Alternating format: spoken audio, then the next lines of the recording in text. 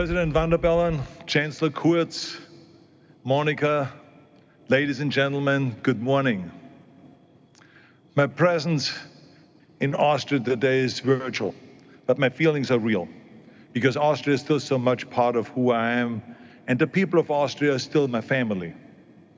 And it is so great that we are hosting this summit in Austria here, because it is the biggest environmental meeting in the world this year.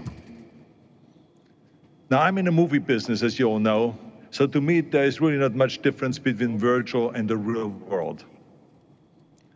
Now, here's the interesting thing. The marvels of modern technology have progressed so much that we can join hundreds of people right now in the Spanish writing school, and millions of people watching online right here from Los Angeles. Isn't that fantastic? And from my control station here, I can see everything.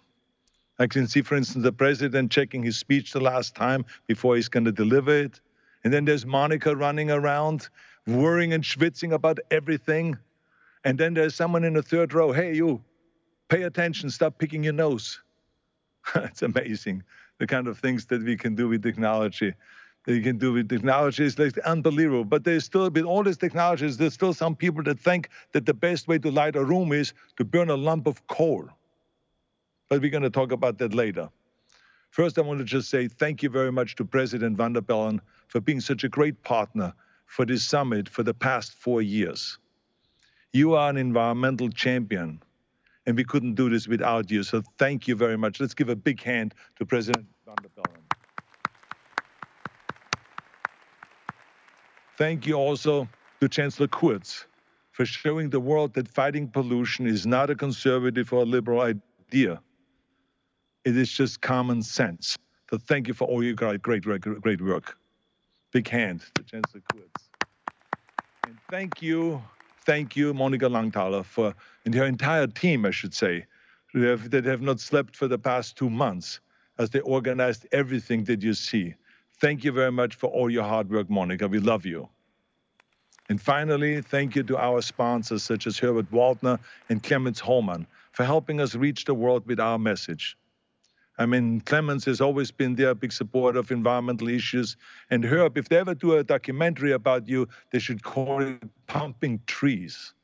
Because it was Herb, actually, who brought in all of the trees that you see on the floor of the Spanish writing school right now. All those trees were delivered by him. The trees remind us that the civilized world needs the natural world. And they also remind us that civilization and the natural world can live in harmony.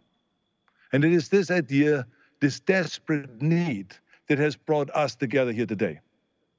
Now, all over the world, almost every environmental meeting, every sports competition, every movie premiere, every convention has been canceled because of this coronavirus.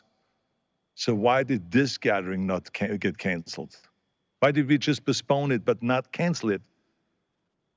Why did we feel that was so important to us? It is because the message of this summit is urgent. And we have a window of opportunity to act right now.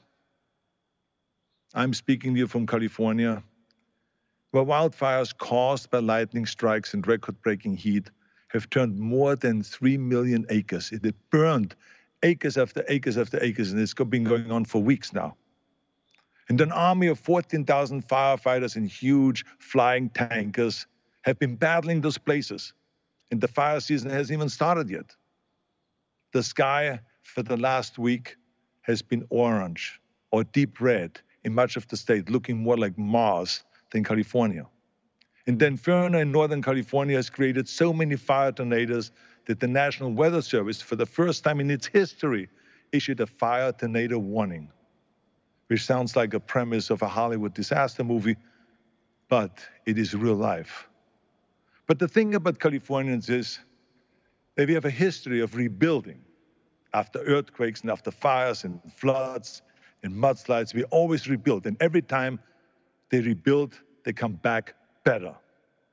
For instance, 2 summers ago, 95% of the town of Paradise, California, was annihilated. It was a part of a larger fire that killed 85 people. destroyed 19,000 homes and buildings, and cost over $16 billion in damages, and forced 250,000 people to flee their homes. I saw this devastation firsthand, because during the fires, I went to Paradise to serve the firefighters breakfast, as I always have done as a governor. And I love doing that, to show my appreciation, because I love and admire the firefighters, the way they risk their lives in the heat and in the smoke for the rest of us. They risk their lives to save ours. Eventually, the fires were put out, and the power companies, here's the interesting thing, the power companies wanted to go and replace the poles and restring the electrical lines, even though they knew that the faulty transmission line had caused the fire in the first place. Yes, it was a fire that was created by a power line that fell down. That's what created the fire and all of this damage. So when they wanted to rebuild it the same way, the city said, no, this will never happen again. You cannot rebuild the old way. You will put the new lines on the ground. And they passed an ordinance to demand just that. You see, there's a lesson for all of us in this, because the way to rebuild is to rebuild better. This year, as we all know, an additional disaster has struck not just California, but states and nations all over the world.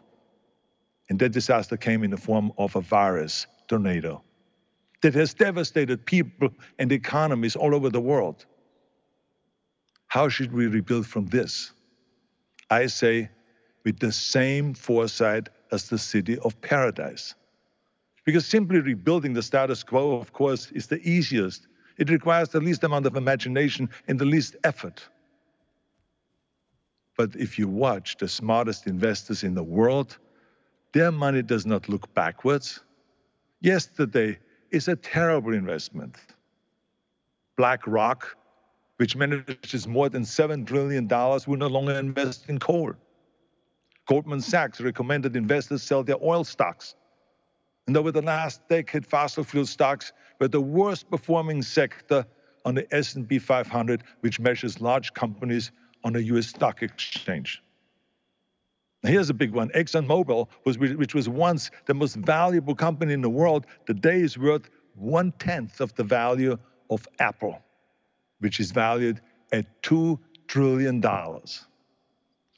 So when you hear that government plans to spend stimulus money bailing out fossil fuels, we must ask ourselves, if investors aren't supporting those declining companies, why should taxpayers?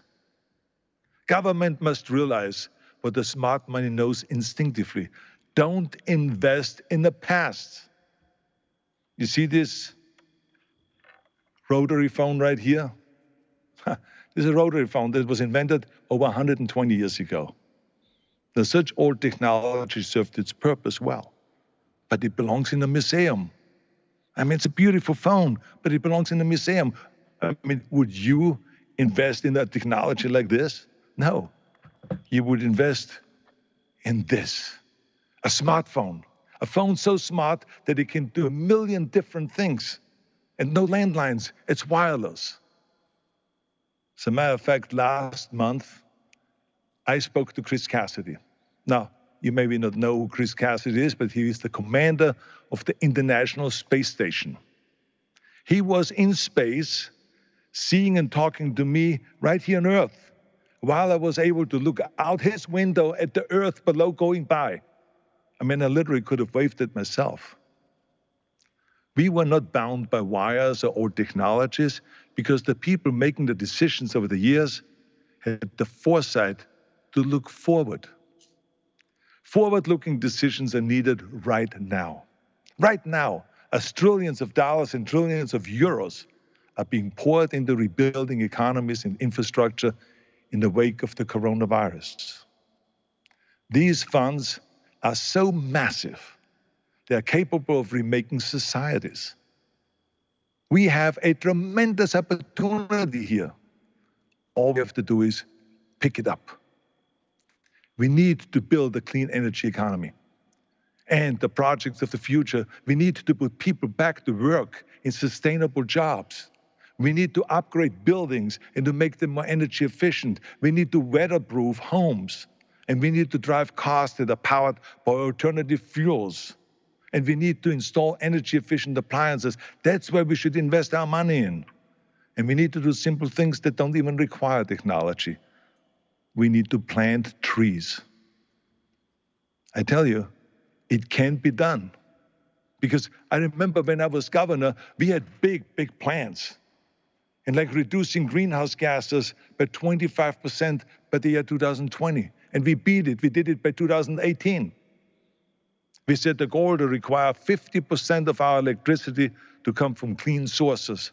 And we beat it. We set the goal of 1 million solar roofs on our homes. And we beat it. And I have no doubt that California will continue on with that momentum. And then we will step up and achieve another 40% of cuts in greenhouse gases by the year 2030. In 10 years from now, yes, we will have reduced another 40%. And 100% of clean power we will have by the year 2045. Today, even though California is only 12% of the US population, it attracts more than 50% of the US green tech venture capital. See, all this money is coming into California, and that's why we are so successful. We have the strictest environmental laws, but we are the most successful economically in the United States. And we are the 5th largest economy in the world. See, that's the future. This is the way to invest and to rebuild. Ladies and gentlemen, climate change is truly our planet's pandemic. It is our pandemic. I mean, if you think about it, that there were 1 million people almost killed so far by the coronavirus. But the pollution and climate change kills 7 million people every year. So that's the real pandemic. It is spread to all of the nations of the earth. And there is no vaccine. There's no vaccine except our own actions. Now let me close with one last thought here. In Austria's national anthem, we sing, land of the mountains, land by the river, land of fields, land of cathedrals, land of hammers with a promising future.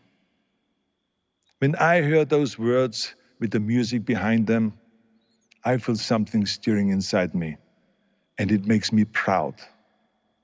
It speaks to me not only of Austria's great natural beauty, but also of the hard work that the Austrian people put in, who have cultivated the fields and built the cathedrals.